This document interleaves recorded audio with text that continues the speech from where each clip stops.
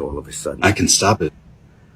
No, keep rolling. I can't be more nervous than my girls will be when they watch this. So, girls, I thought I'd know what to say by now, but the truth is, I don't. If I know anything, I know you two've been fighting, probably moments before you hit play, but seriously, girls, if you're watching this, then I know that I've been the cause of more than a few fights recently. Megan, look at me, sweetie. Jordan, Megan, I know I wasn't the best father, not even the best example of a man for the two of you, and there's nothing I can do now to change that. I know that. But I do want to try to make right what I can. John and Misha, I know you don't know me, but I hope by the end of this, you'll know why I did what I did and why I've done what I've done. Where do I even begin? Well, first off, I know you've been wondering why your mother has been left out of all this. The reality is, this is what she wanted. And I don't know what all she shared with you, but I hope you're open to hearing me. And believing me when I say she chose this. Well, really, I put her in an awful position, and then she did the same to me. Shortly after you were born, Jordan, I met and fell in love with another woman.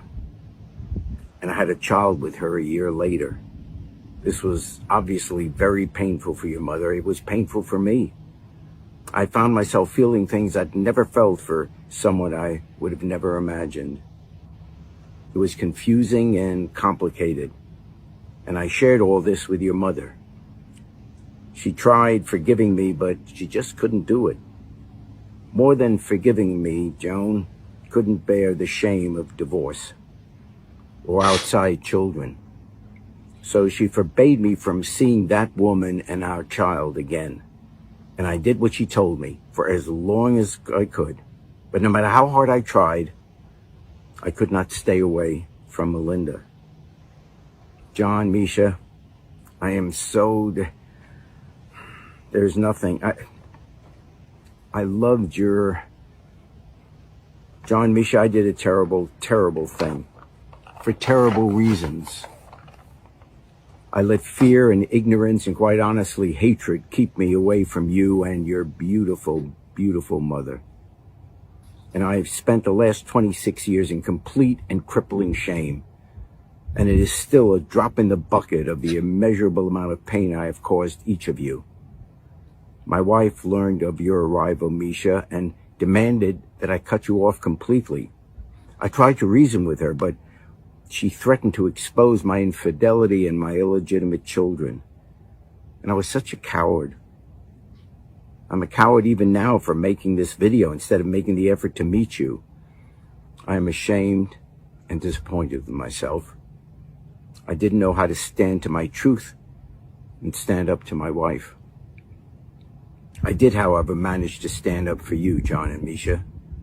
While Joan kept me away from you with the threat of exposure, she did not keep me from providing for you. You see, I told her that if I had to accept a life without you, she would not get a red cent of my fortune, and that you would be named equally in my will in the event of my passing. But with everything going on in the world right now, I realize that I have to go a step further. Jordan, Megan, I leave our home here in New Orleans to you to do with whatever you want. The rest of my estate, my properties in Mississippi, Georgia, South Carolina, my bank accounts, investment portfolios, all liquid and intangible assets, everything, all of it will go to my children, John and Misha. Girls, all your life I've been telling you to make your millions, and I hope you have. If not, you can always sell the house and split the profit. But my entire estate belongs to John and Misha, and it is up to them to do with it what they will. It is truly the least I can do, as I and this country have failed you. And hopefully one day, America will do what's right as well. That's it, Brad. My father? What a prick! Unbelievable. This is a lot to process. I guess Black lives really do matter. Seems so, Miss Williams. Seems so. Let's get down to business, y'all, shall we? I'm not high.